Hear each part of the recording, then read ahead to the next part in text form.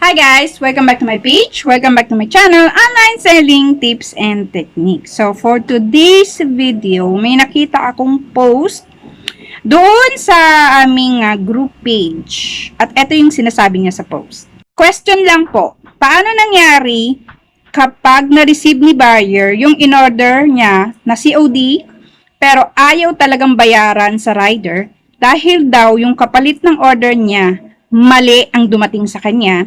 At nung nag-request daw siya ng return and refund, nireject daw ni Shopee at sinabing ipapadala pabalik sa kanya yung item pero wala pa rin din daw hanggang ngayon.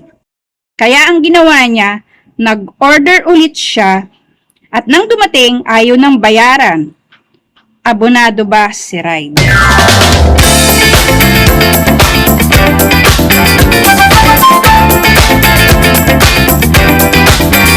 So, parang ang laki ng problema ni buyer sa post na to. Ayaw niyang bayaran yung in-order niya.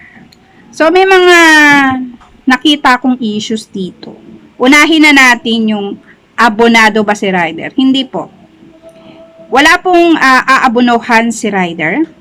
Kapag po nag-refuse to accept si buyer, required lang po kayo ni rider na mag-text back, i-text siya o yung rider na hindi nyo na po kukunin dahil ganito, dahil ganon. Dahil yung text messages na yon, yun ang magiging proof ni rider kung bakit hindi tinanggap ni buyer yung in-order niya.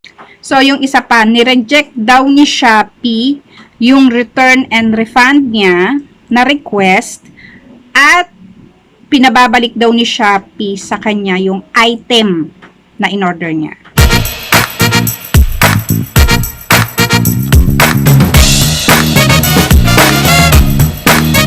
Merong konting misunderstanding doon sa pinababalik yung item kay buyer.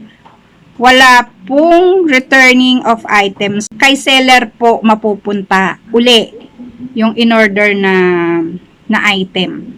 Isa lang ang nasa isip ko kung bakit ni-reject ni Shopee yung request ni buyer na return and refund. Siguro, na-order receive na niya yung item.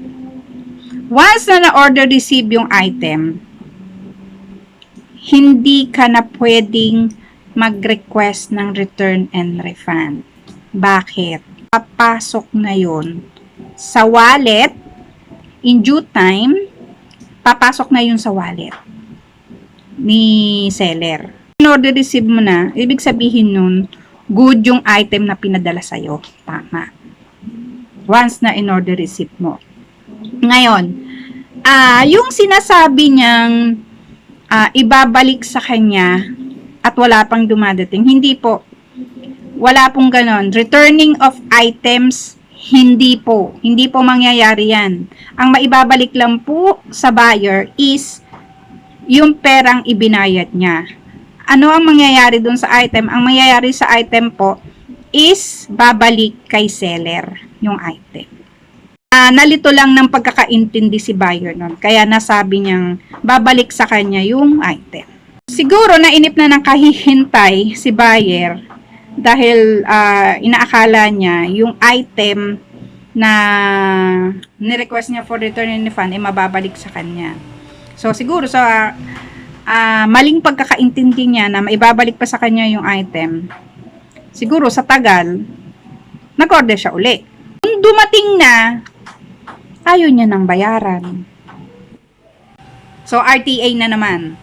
Refuse to accept na naman. May attitude tong buyer na to. Huwag kang mag-o-order kapag hindi ka sure dun sa ino-order mo. Huwag kang mag-place order sa isang item kung hindi ka sigurado. Pwede mo naman kausapin si seller. Ngayon, kung hindi ka na-convince kay seller, huwag kang mag-place order. Kasi sabi nila, ang pagre-return and refund is hassle. Hassle naman talaga. Pag nag-return and refund ka, may mga things kang i-fill up. Kailangan meron kang pictures. May pictures kang isi-send dun sa form na pinifill upan mo para dun sa return and refund. Mismo ang magdadala doon sa hub para i-drop off yung ibabalik mong item. Hindi yan pipick up ni rider. Courier na naghatid sa'yo, hindi yun ang ginamit mo. Ikaw ang magbabayad ng Ikaw ang magbabayad ng shipping fee nun. Ng return and refund, syempre may fill upan ka. Hindi naman maibabalik sa'yo agad-agad ang pera mo kung hindi natatanggap ni seller yung item na ibinalik mo. Ibalik na kay seller yung item, saka pa lang i-return ni Shopee yung perang ibinayad mo. Pero it took days then bago maibalik sa'yo yung pera. Pero hindi agad-agad. Hindi naman, kasi ang courier nabasa ko yung courier JNT, hindi mo naman siya po pwedeng buksan. Not unlike sa SPX o sa Shopee Express. Once na na-receive mo yung item at si Shopee Express ang courier mo, pwede mo siyang buksan. Meron siyang COD unboxing. Ano yung COD unboxing? Cash on delivery, yung item mo, hindi mo siya binayaran online. Bago mo siya bayaran, pwede mo siyang buksan kung tama ba o mali yung in-order mo. Basta Shopee Express ang courier mo. Pero kung JNT, Flash, YT o hindi, Shopee Express lang ang merong COD unboxing. Sila lang. Kapag nag-order kayo, bayaran nyo. Magmotor, mahirap magdala ng maraming karga sa motor. Kaya tapos yung pagod hirap pa nila. Tapos hindi nyo babayaran, hindi nyo tatanggapin. Tapos may penalty pa sila. So, yun lang. Thank you for watching. Kahit na medyo sumakit ang ulo ko dun sa buyer na medyo may attitude. So, maraming salamat. Please follow my social media accounts. Meron ako sa YouTube, meron ako sa Facebook page, meron akong Facebook page, meron din akong group page, meron din akong Twitter, meron akong Instagram, meron akong Threads, at meron akong TikTok. So, yun lang. Thank you for watching. Bye!